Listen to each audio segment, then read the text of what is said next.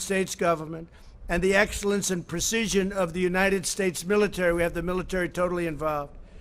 We're also working very strongly with other countries who are also have some great scientists, doctors, and we're all working very closely together, and they're viewing us as the leader, and we are the relationship with other countries on solving this problem has been incredible. To date, Operation Warp Speed has brought together all of the experts across the federal government from places like the NIH, CDC, FDA, and many other agencies. This historic partnership will now bring together the full resources of the Department of Health and Human Services with the Department of Defense, and we know what that means. That means the full power and strength of the military, and that really talking about the logistics. If we get it, when we get it, that means the logistics, getting it out so that everybody can take it.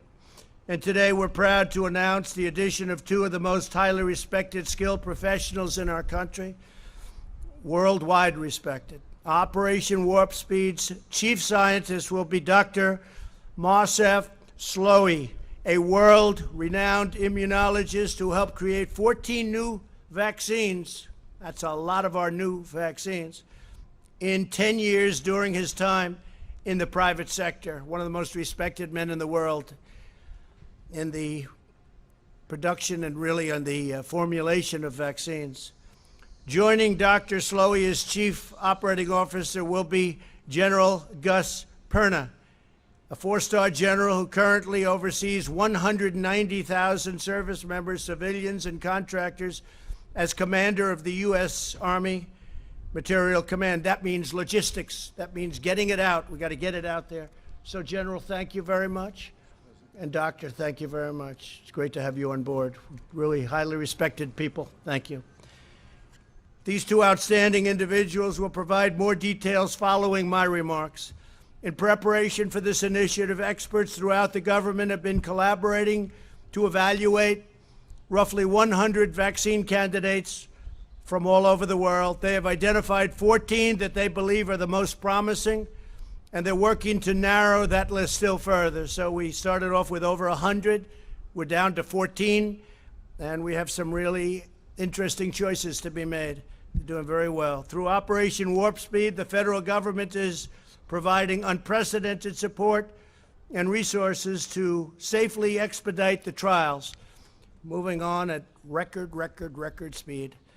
While we accelerate the final phases of vaccine trials, Operation Warp Speed will be simultaneously accelerating its manufacturing process. In other words, we're getting ready so that when we get the good word that we have the vaccine, we have the formula, we have what we need, we're ready to go, as opposed to taking years to gear up. We're gearing up.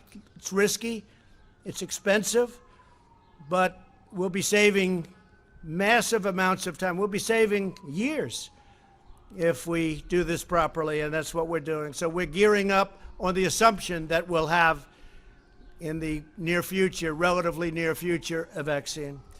Typically, pharmaceutical companies wait to manufacture a vaccine until it has received all of the regulatory approvals necessary, and this can delay vaccines availability to the public as much as a year and even more than that. However, our task is so urgent that under Operation Warp Speed, the federal government will invest in manufacturing all of the top vaccine candidates before they're approved. So we're knowing exactly what we're doing before they're approved. That means they better come up with a good vaccine because we're ready to deliver it. This will eliminate any unnecessary delay and enable us to begin providing Americans with a proven vaccine the day our scientists say, we're ready, we got it. And as we work to bring critical medical production back to America, these vaccines will manufacture that we're going to be focused on and manufacturing. They're all going to be right here in the USA. Now, we're working, as I said, with other people outside, and that's fine too. We want to get to the solution. We know exactly where the other countries are, and we'll be very happy if they were able to do it. We'll help them with delivery. We'll help them with in every way we can. We have no ego when it comes to this, no ego whatsoever. Operation Warp Speed is also making the necessary preparations to distribute these life-saving treatments at scale. So we're talking about massive numbers so that millions of Americans will quickly have access to them. This includes ramping up production of supplies needed for distribution. And I have to say, we're also very, very much involved in other things other than the vaccine. If you take a look at what we're doing beyond vaccines, it's going to be very interesting, and we may talk about that in a little while. But this includes ramping up production of supplies needed for distribution, such as cold chain storage, glass vials, needles, syringes, and more. We'll have everything right on hand, ready to go. When a vaccine is ready, the U.S. government will deploy every plane, truck, and soldier required to help distribute it to the American people as quickly as possible. America is blessed to have the most brilliant, talented doctors and researchers anywhere in the world. We have the mightiest military by far in the world. Our military is completely rebuilt. Much of the equipment has been delivered. Some of it's on the way, all made right here in the USA. We took over very, very empty cupboards, I say medically. We also had empty cupboards in a military sense. Our military was in sad shape. It was depleted. We now have the strongest military the United States has ever had by far, and the best equipment. And you hear that outside, that beautiful sound. Those are truckers that are with us all the way. They're protesting in favor of President Trump as opposed to against. There's hundreds of trucks out there, and that's the sign of love, not the sign of your typical protest. So I want to thank our great truckers. They like me and I like them. We're working on something together. But we have the mightiest, and they'll be helping us with this, by the way, speaking of truckers. We have the mightiest military in the long history of humankind. We have the best and most devoted workers ever to walk the face of the earth. And now we're combining all of these amazing strengths for the most aggressive vaccine project in history. There's never been a vaccine project anywhere in history like this. And I just want to make something clear. It's very important. Vaccine or no vaccine, we're back. And we're starting the process. And in many cases, they don't have vaccines. And a virus or a flu comes, and you fight through it. We haven't seen anything like this in 100 and some odd years, 1917. But you fight through it, and people sometimes, I guess, we don't know exactly yet, but it looks like they become immune, or at least for a short while and maybe for life. But you fight through it. But what we'd like to do, if we can, is the vaccine. I think we're going to be successful in doing it, and hopefully by the end of the year. Just as generations of Americans before us faced down the most difficult trials, set their sights on the highest summit, and overcame the biggest obstacles, America will meet the moment, and this moment specifically in our time, with unrivaled speed, unmatched skill, and the unyielding spirit of the American people. Our nation will come back stronger and greater than ever. We're going to have a tremendous year next year. We're going to have a really good fourth quarter. We're going to have a very interesting and productive transition quarter where Steve is there, and I'm sure our Secretary of the Treasury, I think you feel the same way, Steve. So, and thank you for your good work, really good work. And it's not finished yet, is it? I want to thank Steve Mnuchin and everybody.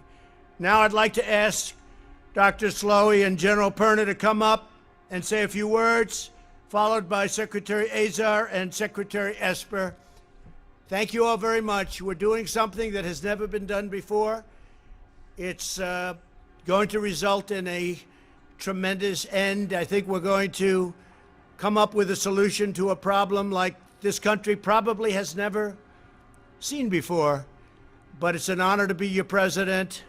We're doing a great job. These people are doing an incredible job. The people right here, I want to thank you all. Total professionals, great men, great women. Thank you all very much. Please. Thank you, Mr. President. Good afternoon, everyone. It's a great honor and privilege for me to have the opportunity to serve our country and the world in this remarkable endeavor, extraordinary endeavor, helping them and supporting them do it. The Operation Warp Speed's objectives are very clear. The President has described them, and I believe they are very credible. I also believe they are extremely challenging. However, I am really confident that our team across the many governmental agencies that are involved in these efforts, the NIH, the CDC, the FDA, ASPR, and of course with the support of the Army and our partners in the private sector, will be able and will do the utmost to deliver these objectives. In fact, Mr. President, I have very recently seen early data from a clinical trial with a coronavirus vaccine. And these data made me feel even more confident that we will be able to deliver a few 100 million doses of vaccine by the end of 2020. And we will do the best we can to do that. Thank you. We will, of course, also focus on progressing and accelerating development of medicines for those who unfortunately already caught the virus, as well as optimize the diagnostic tests. This will be our focus 24/7 over the next many months. Thank you. Thank you. Good afternoon, Mr. President. Thank you. Thank you for this great honor for allowing me to be a part of this team. I'm very excited about this team. It will be historic as we execute the mission that's been given to us. I also feel very confident that the team will be able to provide the results as directed. It is going to be a Herculean task, but the combination of the two main partners between Health and Human Services and the Department of Defense, their combined strengths, partnered with the other teammates, will ensure our success. One of the great advantages that we have as a military is our ability to do logistical and sustainment operations afar. We're just going to apply those capabilities to this mission. This mission is about defeating the enemy. We will defeat the enemy. Why? Because winning matters. And I'm excited to be a part of this team.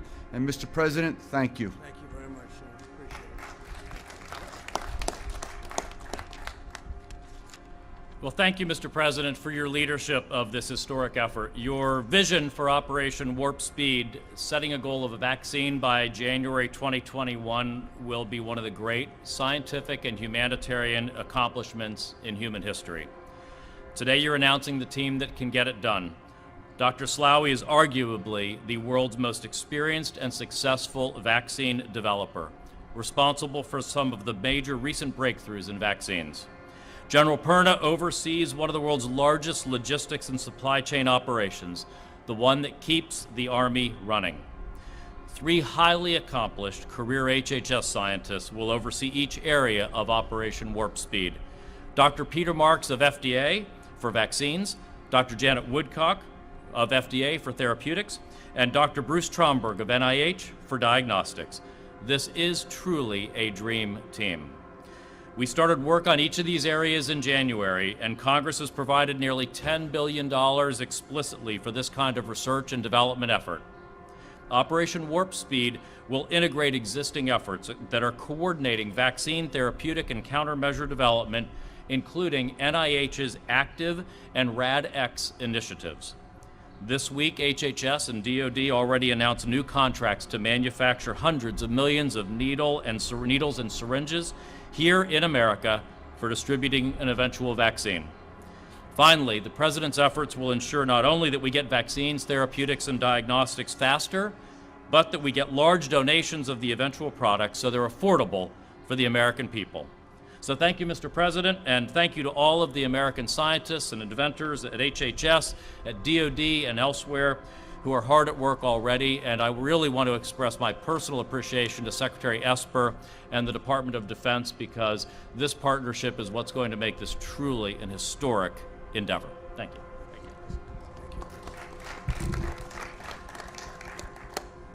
Well, thank you, Mr. President, for your leadership of this bold and historic initiative.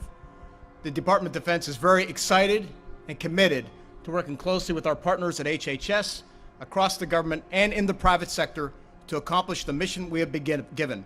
Winning matters, and we will deliver, by the end of this year, a vaccine at scale to treat the American people and our partners abroad.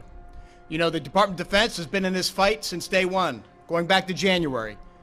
We've stayed ahead of the curve every step of the way, and today, on America's streets across the nation, over 60,000 service members from all branches of the service are still out there, whether it's doctors and nurses in hospitals, whether it's National Guard on the streets of America, or the Corps of Engineers continuing to build out capacity in America's hospitals. We are there and we will be there, Mr. President, and we look forward to this next greatest phase of this fight against the coronavirus. We are all in then, we are all in now, and we will be all in the future, and we will deliver on time, bringing to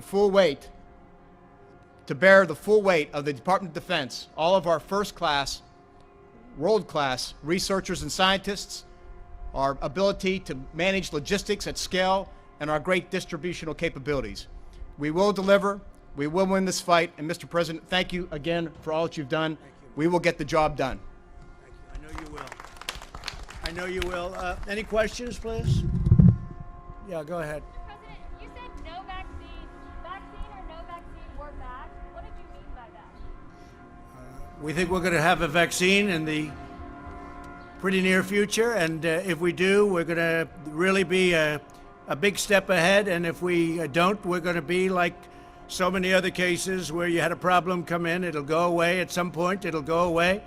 It may flare up and it may not flare up. We'll have to see what happens, but if it does flare up, we're going to put out the fire, and we'll put it out quickly and efficiently. We've learned a lot. Steve, do you have a question? We've heard that the vaccine typically would take 12 to 18 months to develop.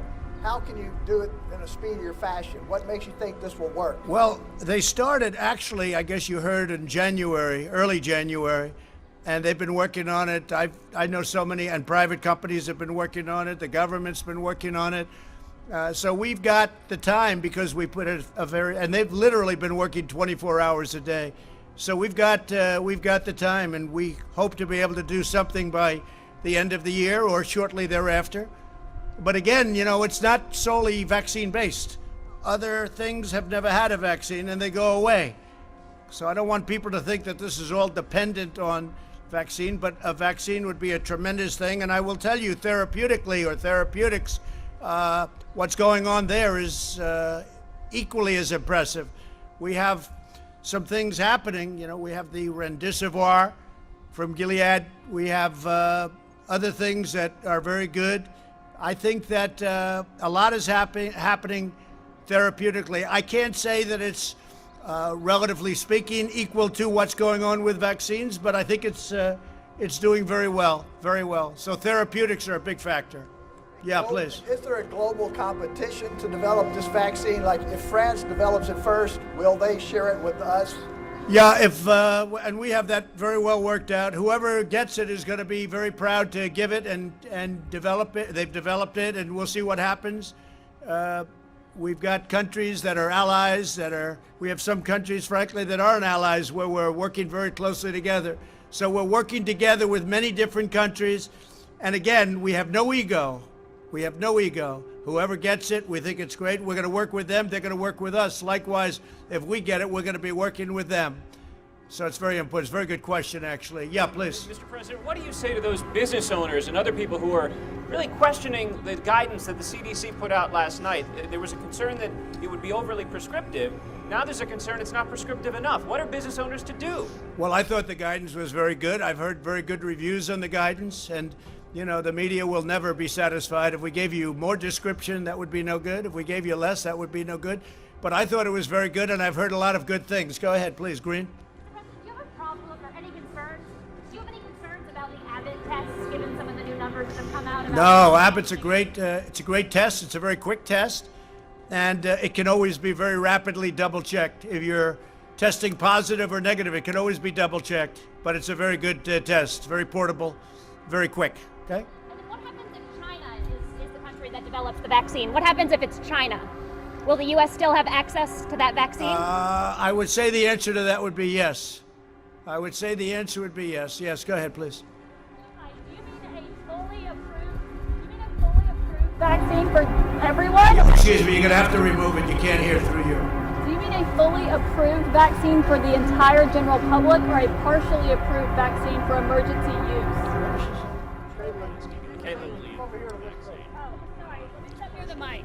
Sorry, let me repeat that. Now I'm closer to the mic. Do you mean a fully approved vaccine for everyone, the full public, or a partially approved vaccine with emergency use? No, we're looking for a full vaccine for everyone that wants to get it. Not everybody's going to want to get it. But we're looking at a full vaccine. Is that a correct statement? Yeah, Will. Please. So the answer is yes. We're working for a fully approved vaccine, but we'll also use the tools we have, for instance, emergency use authorization as appropriate. We use all of our regulatory tools to bring vaccine available for the entire American population by January. Okay, and then Mr. President, could you just clarify, why are some of you wearing a mask and why are some of you not wearing a mask?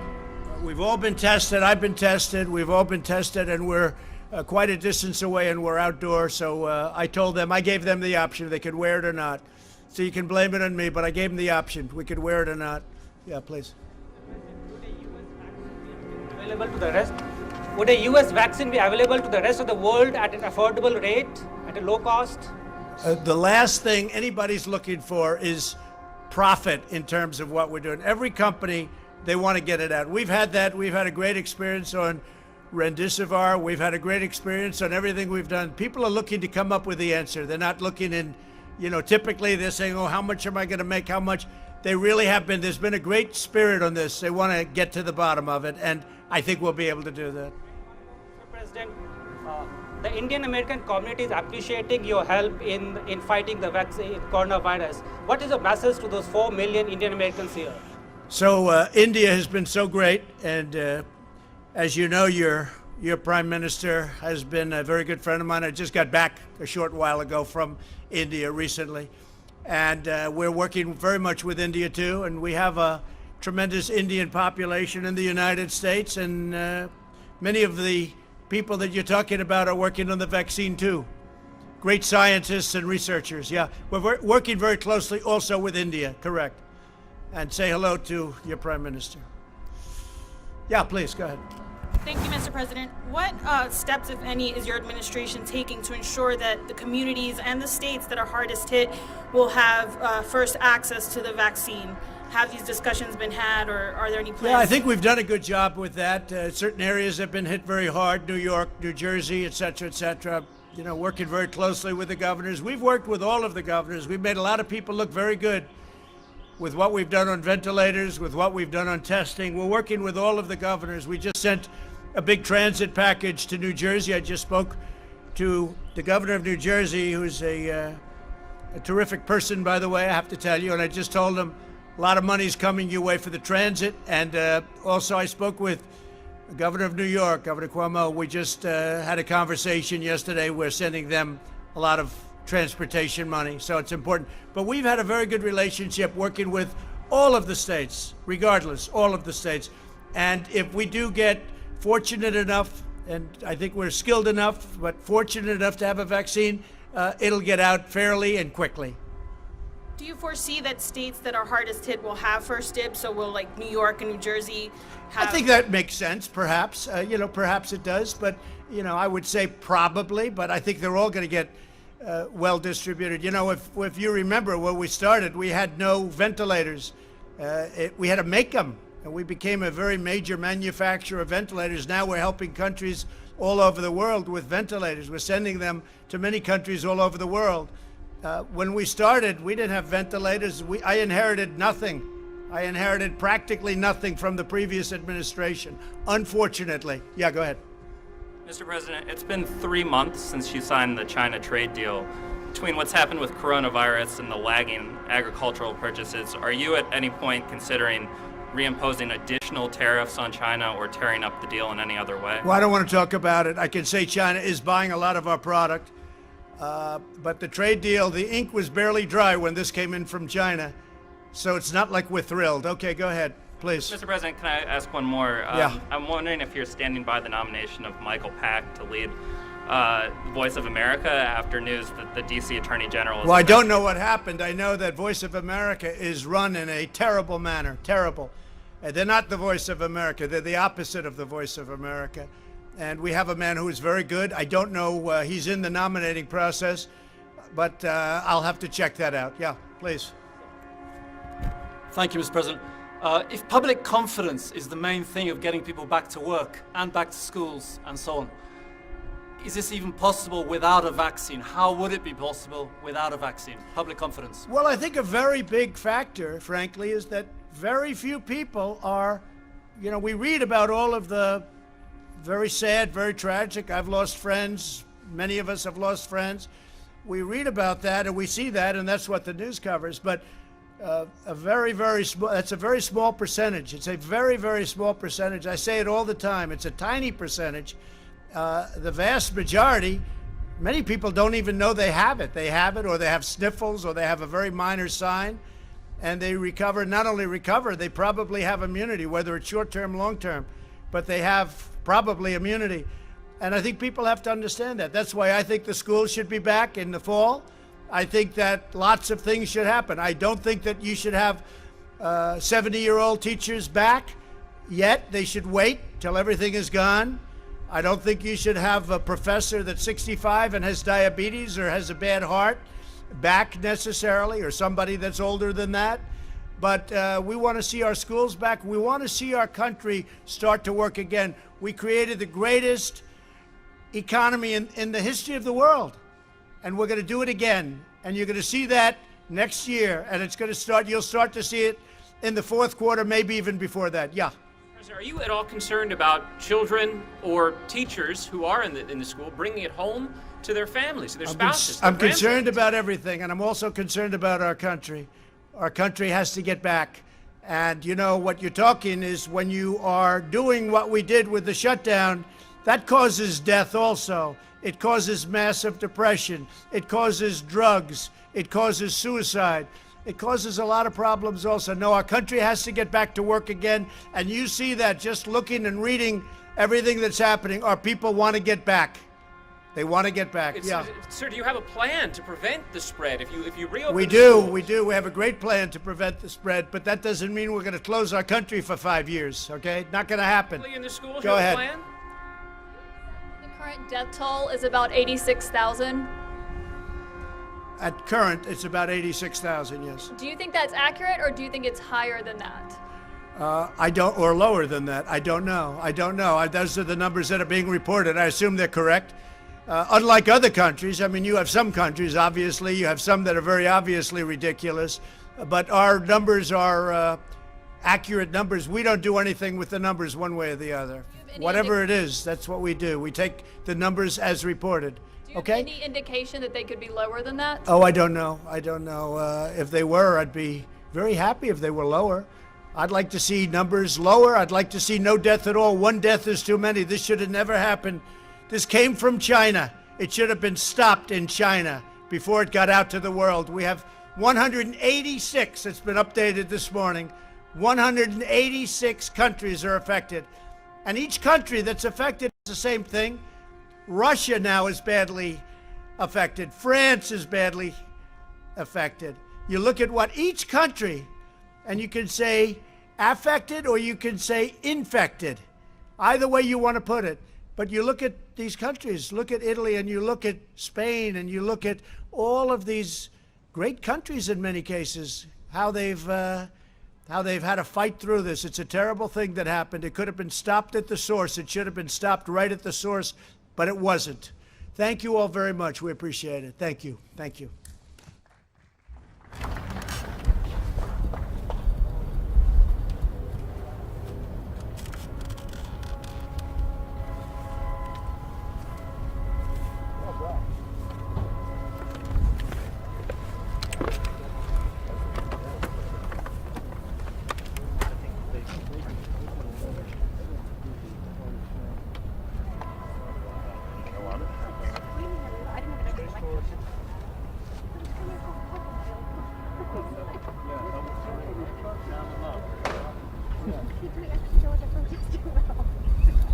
Someone's going to sign us.